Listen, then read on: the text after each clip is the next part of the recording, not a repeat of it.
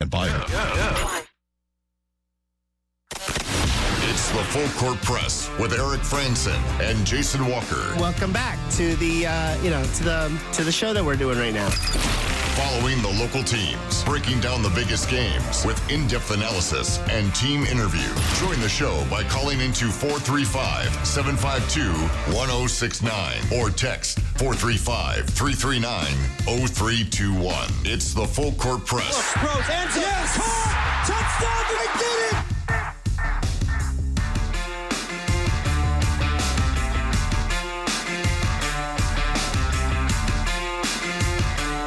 Good afternoon, everybody. Welcome on in to another edition of the Full Court Press. Eric Frandsen, Jason Walker. Happy Monday. Start of the week, the work week at least, and busy things over the weekend. We had the NHL and NBA Finals. We've got this big, massive court ruling that's put the future of college athletics on hold. And that has now been decided. So how do things move forward from there? And some reporting about media deals for the Pac-12. And so it's interesting stuff to get through here today on some of this. So we always love to get your reactions to some of these things that have been going on the Young Power Sports of Logan text line, 435-339-0321. That's how you can text into the program. Give us a question, a comment, concern, an observation, whatever it may be about what's going on in sports. And a little bit later on, we'll reveal Pick 6, how we did in trying to predict the weekend. And I have no idea. I cannot remember what I even talked about in my Pick 6. I didn't remember most of them. I only happened to know, oh, yeah, we did that one. And yeah, we did that one, too. There was one about the Cubs and the Tigers. That's all I can remember. That's one that I didn't remember. I remember there was one, and it was who would have more assists in game one. It was Tyrese Halliburton or Shai Gilgeous-Alexander. So, well, we'll reveal those numbers and how things turned out a little bit later on in the show. If you were playing along and if curious how those results look, then just stay tuned. But before we get any further, we do need to pause because we've got some breaking news. We've got some significant breaking news tonight. We got some breaking news. The latest in conference realignment on the Conference Realignment and Expansion Show. That's what we're all about. Everything else gets in the way. Big news over the weekend. Not necessarily about conference realignment, but expansion? Maybe. Or retraction, as some people are looking at it, that it may be headed the other direction for some sports. But yes, on Friday night, 7 o'clock Mountain Time, a California judge granted approval for that NCAA settlement, House versus the NCAA, which formally allows teams to pay their players and to share their revenue with the athletes. And so this is something that's been going on for months, something that's been discussed and litigated for years. And now it's in a federal court, has been approved. So right now, the first part of this is that the House settlement, there's a settlement here with former athletes. There's multi-pronged issues here. And one of those is that former athletes will receive $2.8 billion in back pay from lost name, image, and likeness opportunities. What I don't know is, why did they cut it off at 2016? Because it's from anybody who played from 2016 to 2024. Those are the athletes that are eligible for this $2.8 billion settlement. Yeah, I can't remember why. I think I read somewhere why it was there. It may just have to do with the fact that they kind of had to pick a date, because otherwise they'd have just been like, how much further back were you going to go? Like, you're going to pay athletes back in like the 70s and 80s? First wanted to like start paying players, or because the O'Bannon case was initiated? Like, look, they're making, there's one of the first federal cases that these institutions are making money off of my likeness. Other businesses are making money off of my likeness, and I don't get anything. I don't remember. As far as like the NCAA games, they stopped making those in like 2010 or 2012, I think it was. I think NCAA football 2013 or something like that was the final one they made up until last year. So I don't remember the exact timeline of all these lawsuits, but it was like the mid 2010s when the idea of actually allowing NIL in this kind of public consciousness was really coming forward. And at least in terms of the public beginning to side more with why aren't athletes allowed to get paid? You hear all the stories over the years of the ridiculous lengths that the NCAA went to prevent athletes from getting the smallest possible benefit. And even though everyone knew under the table, everyone had been getting paid for years, back into the, almost mid 20th century, athletes were getting paid under the table to go to schools. But people were still generally like, there was this whole thing of, amateurism and all that. Everyone wanted to preserve that amateurism in college sports, but it really began to turn around the 2010s. So maybe that's where they started. They just drew a line in the sand. I don't know. You have to draw the line somewhere. Yeah. But nailing down exactly before where, then, yeah. Sorry. Good luck. But even then, like $2.8 billion for all those athletes, that's ultimately not going to be a ton for each athlete because there's thousands of them. And it's not going to be particularly easy for them to get all that money. It's going to take forever because they're going to be paying out that money over years, decades. I forget the exact time span, but it's going to be a hot minute before all that money gets out there. So as much as it's kind of nice to think of the athletes getting paid, it's not going to be much for back pay.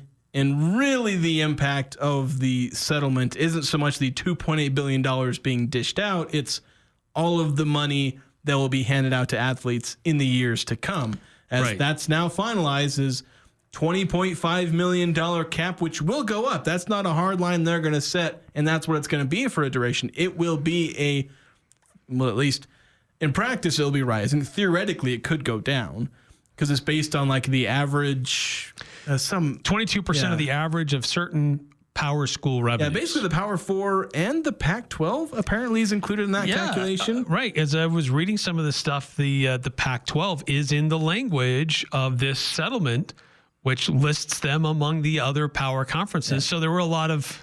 Which could drag down the average, to be quite honest. Well, it could, but there were a lot of these new school Pac-12 members taking victory laps saying, see, we are a power conference. Yeah, basically. We're in a power conference. We're the power conference. There it is in writing. I guess. In federal documents. I guess if you want to look at it that way, sure thing. I don't know if they're actually going to be considered one of the power, if it's going back to Power 5. I've been having to train myself to say Power 4 in Group of 6, and it hasn't gone very well if you've been listening to the show for the last 2 months.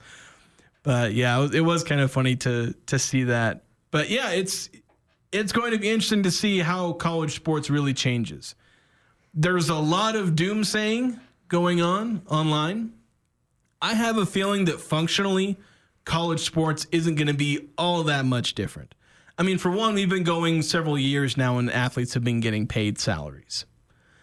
Sure, it's been a little weird. Sure, it's been kind of hectic and weird seeing some of these numbers and strange seeing all the different, just how much money is influenced, transfers and different things like that. But I think we're all still, I think we're all at this point mostly used to it. So I think functionally, college sports is going to look mostly the same. But that's not to say there aren't going to be notable changes. But it's also hard to figure out exactly how it's going to change. Nobody really correctly predicted how NIL was going to influence the college landscape, and also didn't quite predict how it was going to impact the college landscape when it came out alongside the ability to transfer every single year. Mm-hmm. So that was obviously a landmark change. Will there be another change to that scale? Because the transfer portal and salaries have completely changed college sports. It is a different league these days. Yeah. Will we see something on that same scale? I don't know. I'd have to go through some thought experiments to see how will schools and conferences respond. But for now, I have to say I think it's just going to be the way it's been for the last 2 or 3 years, but a little more formalized, a little more stable. We're not lying about pay for play. It's just, okay, we're revenue sharing. These guys are getting paid salaries. And now it's all kind of above board at this point. Yeah. And so that is one of the things here that is being projected, that this is supposed to help stabilize college athletics. But already there's going to be some people are wondering if this clearinghouse, this NIL clearinghouse, is really going to be viable and acceptable. So it does. Part of this, the concerns with name, image, likeness in the past was guys were getting paid to play, but they did it under the guise of you're going to earn whatever amount to do this or do a social media post, and whatever. It's all kind of smoke and mirrors, really, not a lot of substance to a lot of it. And so some guys were getting just crazy amounts of money that were just not really worth the market value of what they were asked to do. And so this clearinghouse is supposed to be created to bring a little bit more stability and equitable nature to that as well. But I can see that's going to be challenged at some point, where somebody's going to say, well, look, this athlete is a bigger deal than that athlete and he deserves more, or she deserves more, or that was really out of whack. But what can you do about it? Yeah, that's going to be the ultimate test of, will this make college sports truly more stable? Is this NIL clearinghouse, this NIL Go, as I think they're still planning on calling it, where they are going to try and enforce and basically rein in NIL, where before it was just donors put into a collective and the collectives just pay a salary and line that it's saying it's NIL. If they can rein that in, which I doubt they can, because they tried to use NIL as a way to say, hey, look, fine, we're taking care of them. The players can get paid. And then it got turned into a de facto salary. How do you put all that back in Pandora's box? You let it out. Now donors and fan bases, they've all been trained that donate to NIL, and that's going to go to athletes. Can you rein that back in? Because legally speaking, I don't know if they have much of a leg to stand on to say, no, you can't enter into this business partnership. You are not allowed to do this.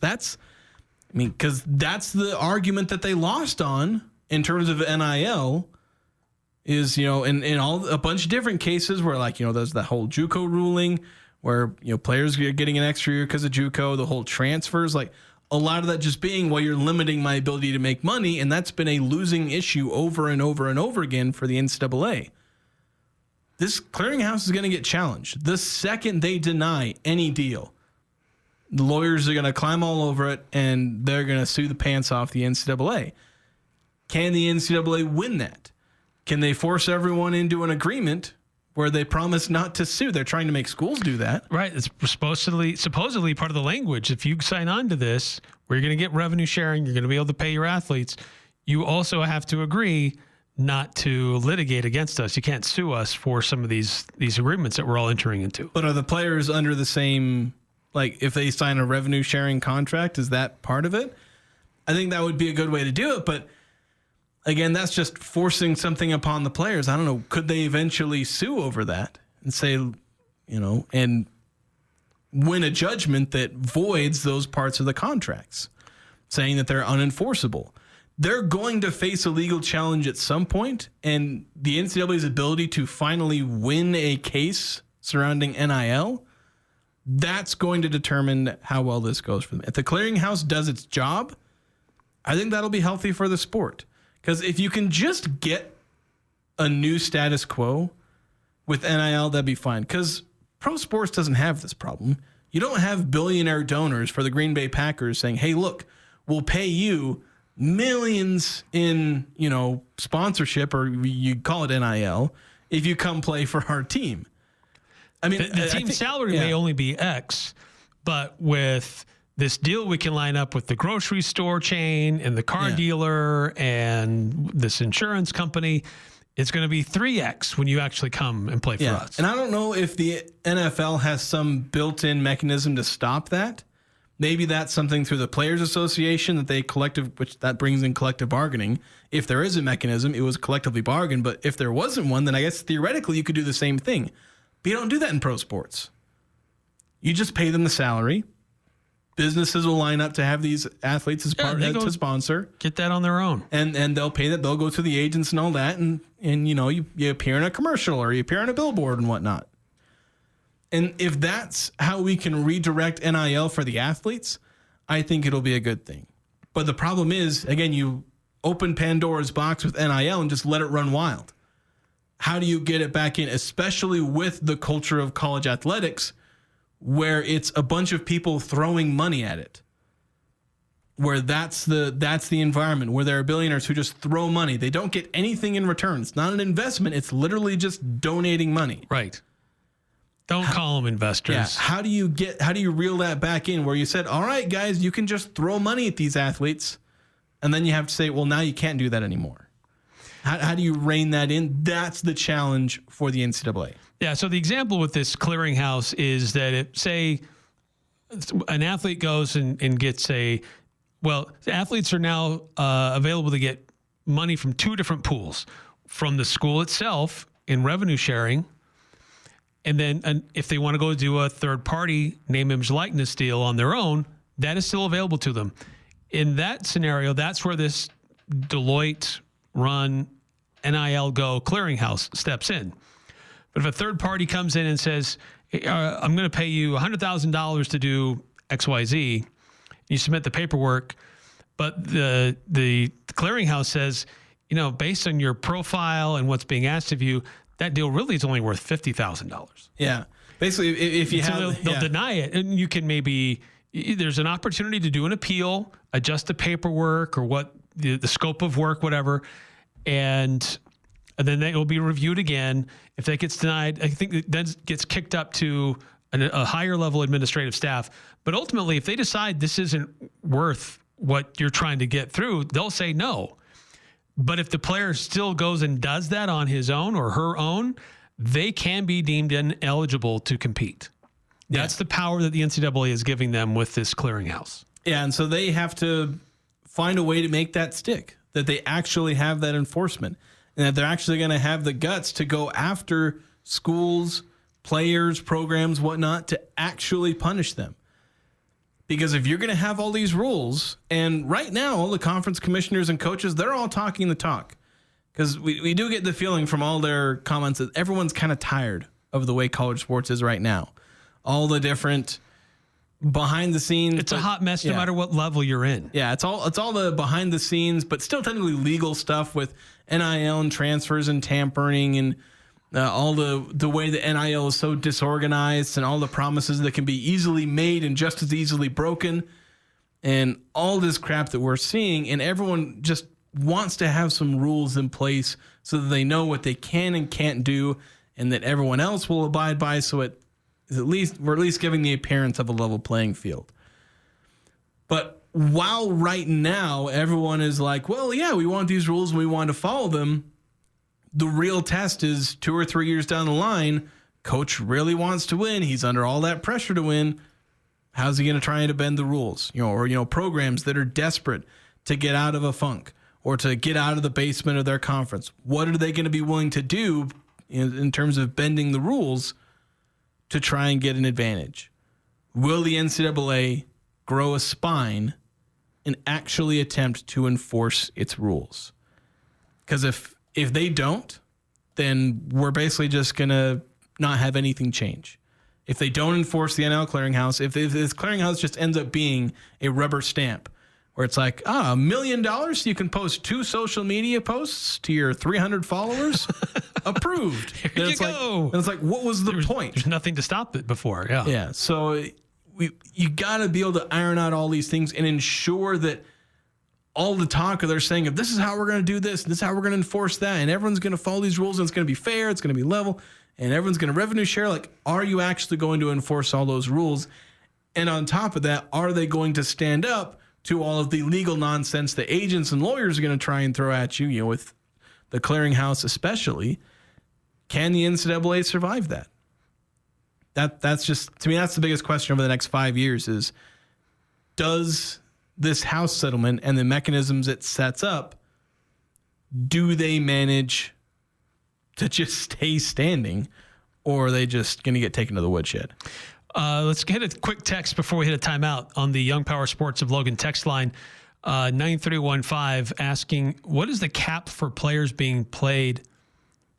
What is the cap for players being played? I think it's just for the cap for the teams, again, is that 22% of like the average, revenue, or I think it's average revenue of the Power 4 plus Pac-12 schools. So right now it's $20.5 million. Yeah, $20.5 million. That's your total pot number to draw from. How you divide it up from there is up to you. As far as I'm aware, there is no cap for an individual player. No. I mean, theoretically, you could pay one guy $20 million, and I mean, I guess you could, but then you'd kind of be screwed everywhere else. Right. But yeah, we'll see, and we'll also see like how public these salaries are going to be. Because if you're paying, I guess if they're still considered students, they'll be private.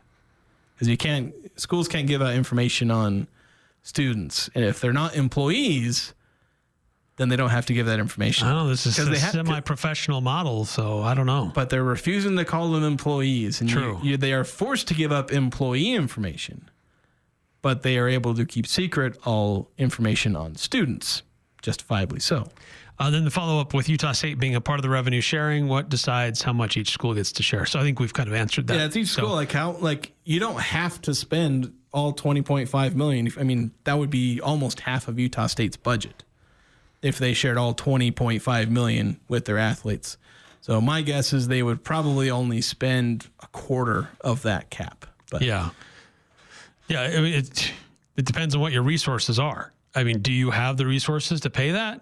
And some clearly don't and won't. I mean, some non-football playing schools can put more revenue into basketball and their other key sport that they're really known for, but they don't have access to the same football revenue. So it is a little bit different for every school, and every school can have their own dictates on how that revenue is divided up. Some of the power conferences are saying the vast majority of this is going to football because that's what generates the revenue for our athletics department. Yeah, if Utah State were to spend 22% of their revenue, it would fall somewhere between $10 and $13 million that they would allocate to athletes. But that's assuming they're willing to spend all that much money. Like I said, I don't think they'd actually spend 22% of their athletic budget on the athletes specifically. But who knows? Maybe they do. All right, we've got to take a quick timeout on the Conference Realignment and Expansion show. If you want to tune in, if you want to chime in, I should say, the Young Power Sports of Logan text line is open, 435-339-0321. June is the month of Speed Queen. This is Jay with Daryl's Appliance. Our farmer-tested and approved Speed Queen washer is built tough and has a 5-year warranty. Come see why everyone is trading in their front-load washers for these best sellers. Why Daryl's? We have the best price guaranteed and always backed by Daryl's service and warranty team. Have a warranty repair? No problem. When you buy it from Daryl's, we've got you covered. Don't forget to ask about our exclusive rebates. Daryl's, west on Airport Road, open until 6 p.m. on weekdays, 5 on Saturday. Markets are unpredictable, but reaching your financial goals shouldn't be. Adams Wealth Advisors is dedicated to helping you navigate these challenges and ensure you're prepared for every outcome. Whether your financial plan revolves around advanced tax planning, estate planning, business strategies, retirement planning, or investment management, Adams Wealth Advisors team of CPAs, CFPs, and CFAs will provide the expertise needed to help you reach your financial goals. Visit AdamsWealthAdvisors.com. That's AdamsWealthAdvisors.com for more information or to schedule an appointment. When it comes to home care, it's important to know you have a choice. If you or a loved one is in need of hospice or home health services, remember that Primrose Home Care and Hospice believes in treating the patient as well as the problem. We work directly with you and your doctor to create a health plan that's catered to your needs. Our team is devoted to providing options in the freedom and safety of your own home. Visit us at primrosecare.com or call to schedule a free consultation. Primrose Home Care and Hospice, your local hospice and home health provider since 2006. We all know moms rule the world, but dads are important too. Do something special for Dad this Father's Day. Pick him out a watch to fit his personality from Jerix. We feature watches by Citizen, Bulova. Or if Dad's into firearms, you have to check out our newest line of precision Glock watches. Or maybe your dad would like a tie bar, chain, bracelet, or how about a special ring with your name engraved on the inside? Let Dad know how special he is. it special, make it Jarek's. The patio is open. The chips are endless. Drinks on tap. You know it's got to be Cafe Sabor, Cache Valley's best Mexican restaurant, gold winner in the Best of Northern Utah contest. Experience Locals Day every Thursday with a huge burrito, endless chips and soda, only $7.95. That's a complete lunch for just $7.95. Finding any lunch under $10 is nearly impossible. Every Thursday, drinks, chips, and massive burrito, just $7.95. The patio, the sun, the fun at Cafe Sabor in the historic train station on 6th Weston Center in Logan. When grid failures and severe weather cause power outages, your business might take a hit, or at home, you could lose your refrigerated food storage. Generac Standby Power Solutions help ensure an uninterrupted power supply. Generac is the #1 brand of standby generators. Get yours today from Golden Spike Electric, your trusted source for safety and security. Golden Spike Electric, powering your peace of mind. Online at gscgenerators.com or call 257-3016. They also service other models. It doesn't matter who you root for. The Full Court Press has all the high school sports covered. The Full Court Press. Connect with us on Facebook, Twitter, and online at 1069thefan.com. When you say the name Mountain Valley Heating and Air, feel the love. Needs to be connected with it each time that you feel that love, because Mountain Valley Heating and Air, they want you to feel the love as they give away and install 5 new furnace and air conditioners to families in need. And they're got great systems, equipment, materials, installation services. All will be done to help deserving families who need a little extra support, and they need your help. Nominate by going to mountainvalleyhvac.com. Click on the Feel the Love tab. That's MTNValleyHVAC.com. Getting to our Young Power Sports of Logan text line 2603, asking if Gonzaga is a full revenue sharing member, or is it tiered in any way? I've not looked into this. I've heard people saying both. I wouldn't think that they'd be full revenue sharing, but that is something that I need to look into and get a straight answer on. I think they're full revenue sharing. I don't know that they would have jumped had they not been a full revenue share. Yeah, and that could be a big thing, is that because I mean they never jumped for the Mountain West, which probably would have made more sense than the West Coast Conference. But jumping to the Pac-12, maybe that was the carrot they dangled in front of them. So it can be a full revenue sharing even without football. But I don't know, would that have been worth it for the Pac-12? Again, I need to nail down a straight answer there. Yeah, but so they don't have football, but they have full revenue share with, to my understanding, full revenue share from the conference. So an immediate deal that the conference puts together, they get the full share there. They'll, if I'm not mistaken, and this is something else we need to double check on, is NCAA units, what that share model looks like. I'm pretty sure it was you get to keep 50% of whatever. 50% goes to the team and 50% to the conference. Yeah, that's what I remember. Because with the Mountain West, it was everything goes to the conference, and then you get your 1/12 or 1/11. Yeah, then it's all distributed evenly. But yeah, you get a 50%. You get to keep 50%, and then you send 50% to the conference. But then does a 1/8 share come back out of that, or is it just 50% you get to keep, and then 50% goes to the conference, which is divided among everyone else at the end of the year after bowl payouts and all these other revenue things that come into on the conference level? Yeah, that's what I'm not sure. We'll have to get some paperwork and whatnot. Yes. But before we continue, Jason, we need to pause and break away here from our normal discussions for some breaking news. We've got some significant breaking news tonight. We got some breaking news. The latest in conference realignment on the Conference Realignment and Expansion Show. Break away from our topic to keep talking about the exact same topic.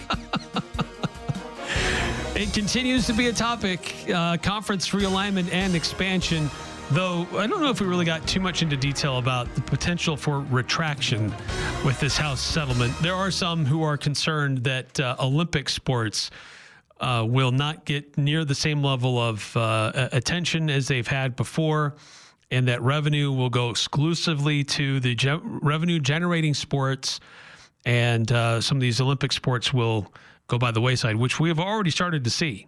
We've already started to see schools around the country cut or eliminate some of their athletic programs, and some of them were competing and winning at a fairly high level. So that's something else to continue to monitor. But in addition to that, we were talking about the Pac-12. Ross Dellenger, who reports for Yahoo Sports, reporting this afternoon, just a little before we came on the air, that all 8 members of the new Pac-12 have signed their grant of rights and membership agreements, and says it's a signal that the league is finalizing a new media rights package expected to come expected to be announced in the coming days. And then he adds the media rights package is expected to feature as many as 4 different partners and paves the way for the league to formally offer invitations, that's plural, to expansion targets, also plural. The conference needs 1 full-time football playing member to reach FBS minimum. Yeah, so I wouldn't put too much stock in the plurality of those words because it could very well still just be 1. But it could easily, I think they're going to extend multiple invitations. So the question is, will more than one accept that? Texas State, obviously the one that everyone seems to be talking about, is kind of that fallback option. But the real prize is being some of the AAC schools in the central time zone. I mean, Southern Utah and Utah Tech are looking for a home right now. Yeah, it's true. They come join the Pac-12, be part of that. Wasn't Idaho once part of the Pac-12, or am I thinking? Or I don't know about that. There was somebody who was part of a major conference. Oh no, I'm thinking of somebody who was part of the SEC or something like that. That was in like Louisiana or something. I may have somehow confused Idaho with the school in Louisiana. But yeah, I thought there was somebody who was in the Pac-12 like a long time ago that ended up not being in the Pac-12 for whatever reason, and I think is now maybe FCS or something. But that'd be going like back 50, 60 years. Yeah, let's go back a ways. I'd have to go double check that. But yeah, the thing that was interesting to me is the different media partners that the Pac-12 is likely going to have. I would guess that that's going to be the CW, Fox, CBS, and ESPN. I would guess that's it. I mean, it could technically, you could have, TNT or Turner Sports is part of that. And maybe Apple tries to get in on it. But given the chatter around this topic was, after Oregon State, Washington State did their temporary media deal for this year, where it has Fox and CBS, the thoughts were that those 2 networks were going to be involved in the, long-term media deal. CW also involved in involved in the short and potentially long-term. So you'd think those 3, and if we're talking up to 4, then you say ESPN, maybe as to have ESPN Plus. My guess for a lot of the other sports is we heard reports earlier that the Pac-12 seemed to be in a conundrum. Do they look at more money or more exposure? Because it didn't look like they would get both. You had to give up one or the other. The more money option would be with streaming partners, Amazon, Apple TV, Apple Plus. But there's probably going to be some other element over the air. I think CW was originally one of those. But the one proposal that appeared to be providing more financial benefit was one that would be more of a streaming-based partnership, whereas the one that would give them greater coverage and more exposure on better name brand outlets like Fox, like ESPN, wouldn't pay as much. And remember we were having this argument back and forth a little bit, but and I think generally the Pac-12's feeling is it's better to have that exposure so people know you and can find you, because the media landscape does continue to change and is going to change drastically again here in about 5 years. And so you want your brand names to be known, and you want your product to be known and easy to find. It may be at the expense of the money in the near term, but it gives you a longer launch ramp for the long term. Yeah, and I think that's the biggest thing with this, because in terms of like short term, a lot of what's happening right now is not necessarily great. Like if you're just looking at the next 2 or 3 years, there's not going to be this massive difference in terms of revenue, in prestige. I think we'll go up, but it's not going to be super drastic. But it's the 10, 15 years. And again, a lot can happen in those 10, 15 years. I mean, Utah State will not have been in the Mountain West for 15 years. They joined it in 2013, and they're leaving in 2026. They won't make it a decade and a half. So we don't know what it's going to look like in the Pac-12 in 15 years. But by the time you're reaching that stage, that's when these are really going to be paying off, because you might be into a second media deal that, with more exposure and with more performance could become much more valuable than, say, if you just, if you sign with a streaming service where nobody's watching you. Because when you sit down on a Saturday and say, all right, I'm going to watch football all day, you don't pull up Apple TV. No, you scan between those channels which you can find on your provider, whether it's YouTube TV or Fubo or traditional cable. They're lined up and you can find them and go between one and the next. You don't have to go out of that application and go find it in another. That's really the best case scenario, is be in the middle of all the other games that are going on. Because if there's a dud next to you, they're going to go find your game, hopefully, that is more exciting, or they can go back and forth. It's rare that people just fixate on one game and stay there. You're watching one game, a commercial break happens, you flip to the other game, and if one of them gets boring, maybe you focus more on the more exciting game. But yeah, you want that exposure and you want that long-term benefit. Because in the near future, Utah State's going to have a lot more expenses because they got to buy themselves out of the Mountain West. But long-term with more exposure, and the media deal is going to be bigger. So there is going to be that benefit. But yeah, you really want to give yourself the best long-term, because this whole thing with the Pac-12 is a long-term play. So don't mix and match your priorities by saying, well, here we're going to focus on this short-term.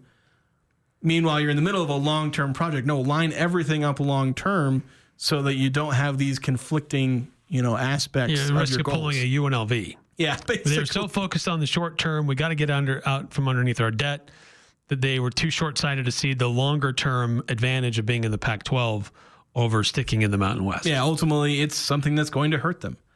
And they're not going to be able to fulfill as many of their long-term goals because they have a short-term mindset. Getting back to the Young Power Sports of Logan text line, 2603. I think Idaho was part of the PCC, Pacific Coast Conference. Yeah, so I went and double-checked this because I...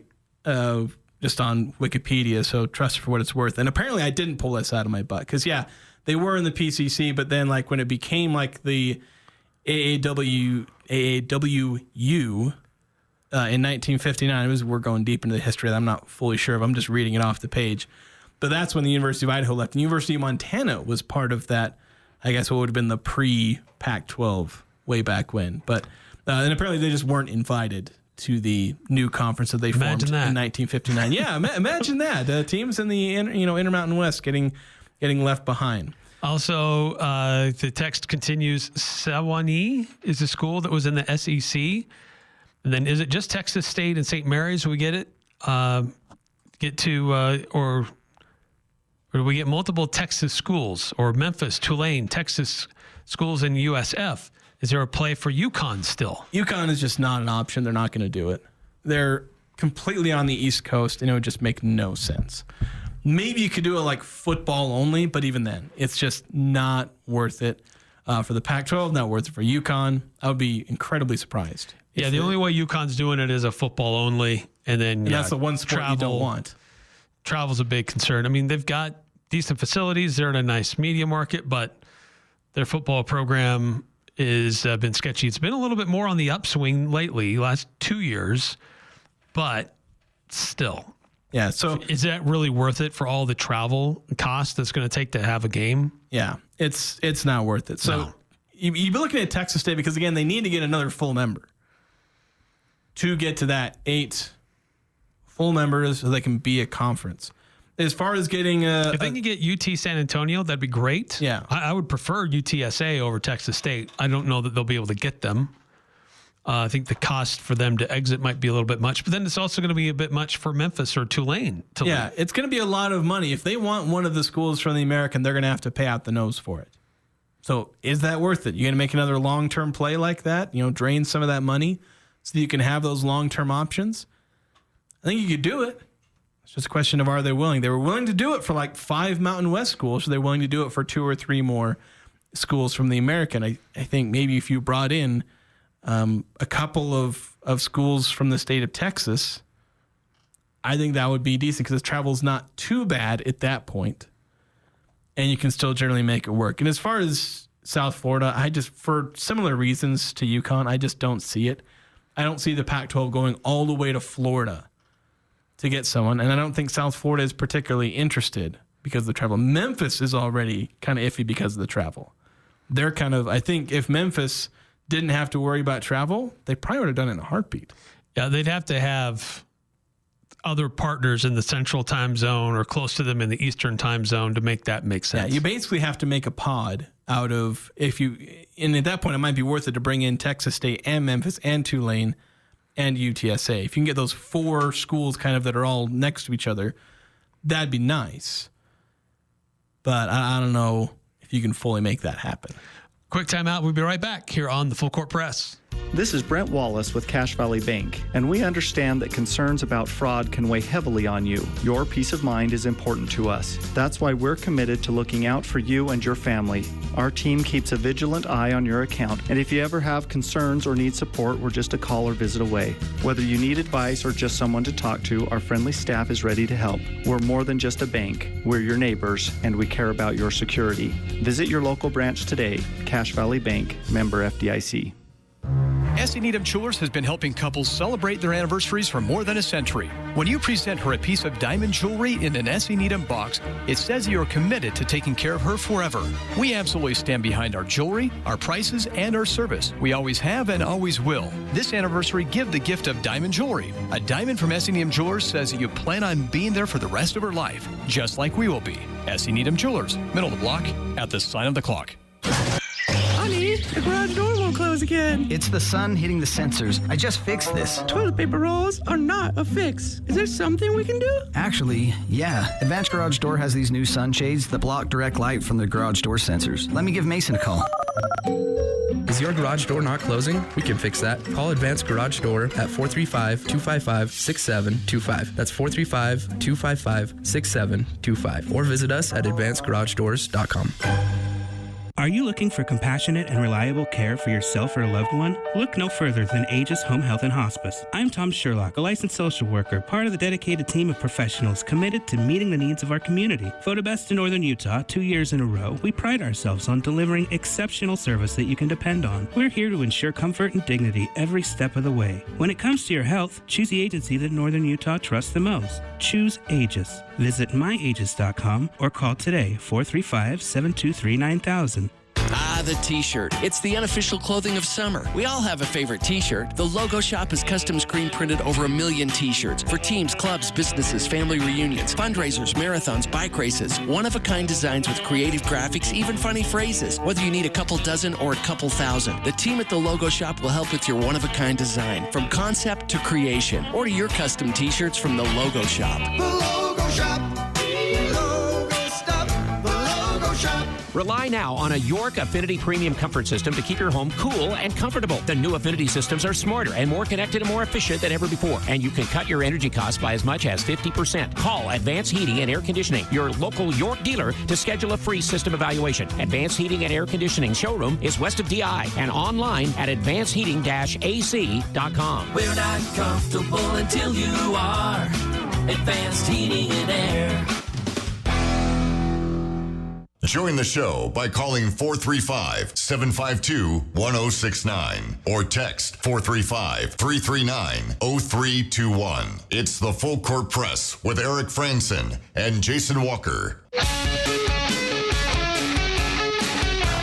Summerfest Arts Fair is this weekend. Boy, they got a lot of fun things that they do there. But to really make it happen, they need volunteers. And there's lots of volunteer opportunities available. If you'd like to help out, it can be for a little bit or for a lot of it. Go to logansummerfest.org/volunteer, /volunteer. logansummerfest.org/volunteer. And also want to remind you about the Young Power Sports of Logan. They've been sponsoring our text line. Remember, they got that great new service center. You can handle any make, any model, 100% of the time. Go check them out at Young Power Sports of Logan. NBA Finals. First game was exciting. It was Oklahoma City in control for the vast majority, and then Indiana pulled off its signature comeback and almost buzzer-beating shot to win the game. Game 2, very different. Oklahoma City was not going to allow any breathing room for Indiana in Game 2 to do what they did in Game 1. Yeah, they really took off in that second quarter. I was kind of watching it on a second screen. I looked, and it was like, end of the first quarter is 26-20, and I think into the first quarter is 26-20. Then into the second quarter, it was kind of close, and then I turned back, and it was like 59-26 or something like that. And I was like, I blinked, and I missed a 20 to nothing run basically for Oklahoma City, and so didn't end up being that interesting, but seemed kind of predictable. Like if you'd have told me this would have been the result, I'd have been like, yeah, I would have maybe expected that, because you can see it a decent number of times when you have an overwhelming favorite and they lose Game 1. They come out and wreck the shop in Game 2. They absolutely blow the other team out of the water. And I think for a team as good as the Thunder, you can expect them to have these kind of games where they just blow the other team out, suffocate them. They were fixing to do that in Game 1 and then managed to let Indiana, come back and get a win. But now we turn toward the games in Indiana, and that's where things are going to get really interesting, because will the Thunder just continue a roll and do a gentleman's sweep where they win in 5 after losing Game 1? Could we see that? Or are we going to see another couple of games split in Indiana? Because I'd be very, very surprised if Indiana managed to win both games at home. But given they have those at home, you have a decently high likelihood of heading to Game 5 with this thing tied up 2 apiece, which be fantastic in my opinion. That's exactly what I was hoping for in this kind of series. Especially when you have an overwhelming favorite, you don't want to see it only go 5 games, because that's kind of boring. Right. So it'd be nice if we see, really competitive games in Indiana, given the home court advantage. But with the Thunder being a really good team, they shouldn't be phased too much. So you should still see close games once you do all the arithmetic that I'm trying to do in my head. It's like Oklahoma City's the overwhelming favorite, but the Pacers are at home, so that gives them a boost. So it should be a close game, right? But I'll tell you one thing that we've absolutely been treated to with close games is in the NHL Stanley Cup Final. Oh yeah, those every great. game has gone extra. The first one, Oilers get that on their ice, 4-3 in overtime. And then on Friday night in Game 2, it goes to double overtime. Panthers get the win.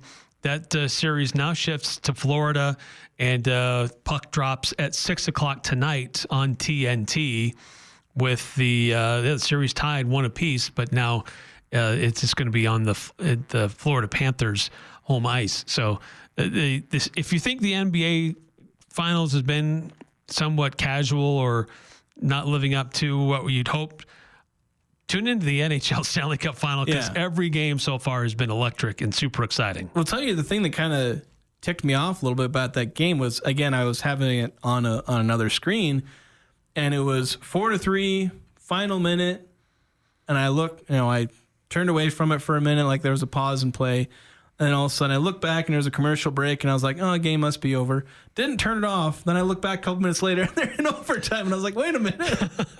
I done missed something. I thought something kind of important there. I thought the game was over. So maybe I should stop watching these on a second screen, because I seem to be missing key portions of the game.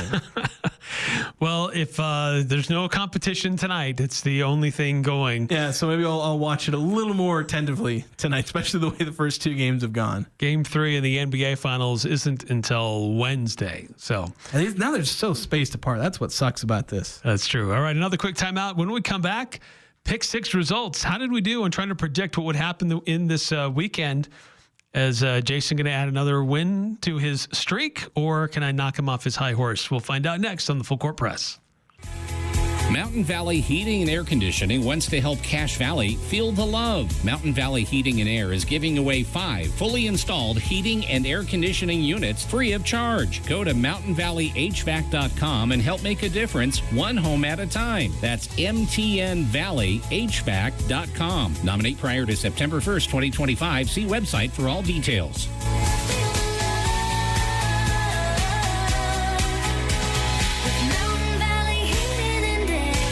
No matter what the conditions, DD Auto and Salvage can get your vehicle up and off your property. Now is the time to plan to make extra cash by calling DD Auto and Salvage and moving that old vehicle. Let them pay you for that junk vehicle. DD Auto and Salvage makes it so easy to get rid of your junker vehicles, paying you the most money possible.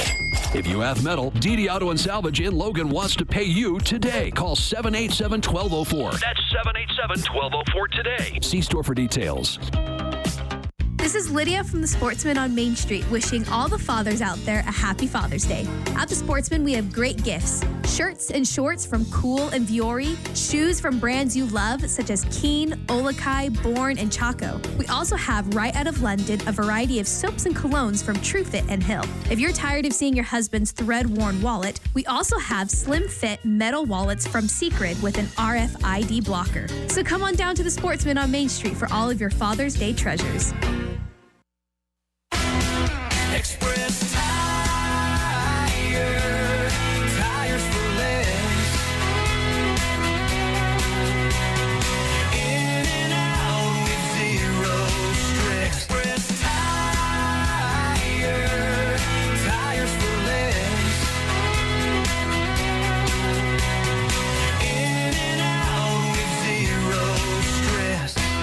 Nationwide warranty on all new tires.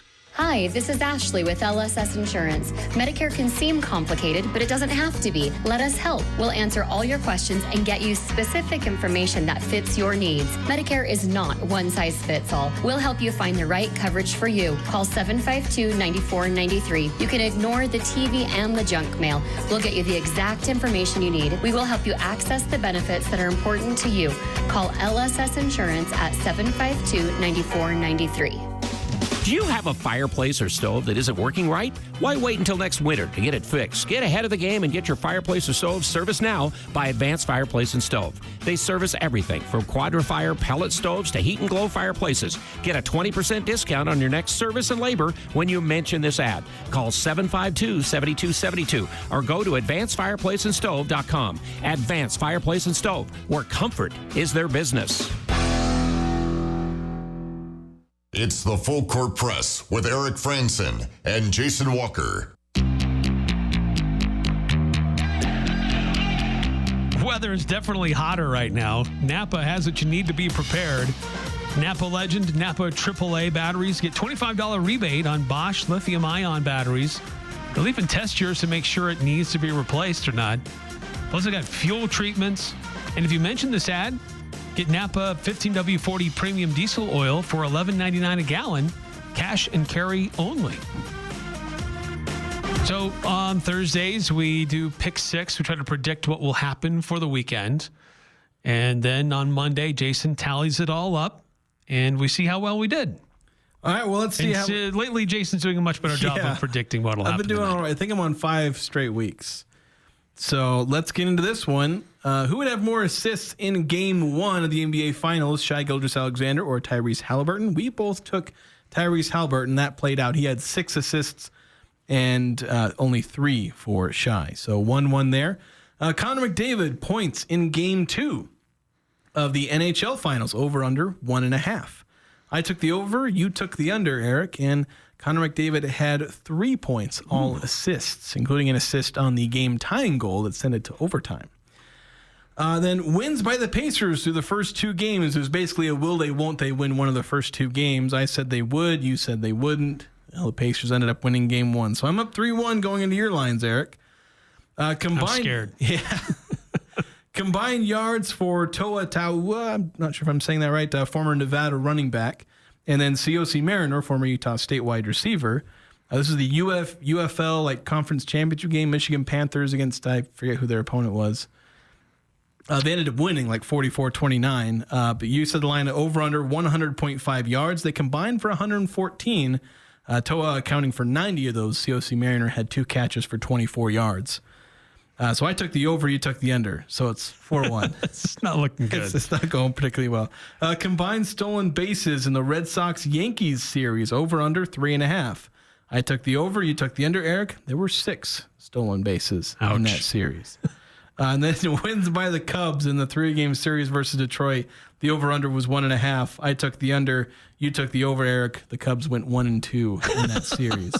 So I go a clean 6 for 6. Wow, that's impressive. 6. I was going to double check the tiebreaker, and I forgot just to see if I can give you a consolation. But just to rub it in. That's pick 6. I win 6-1.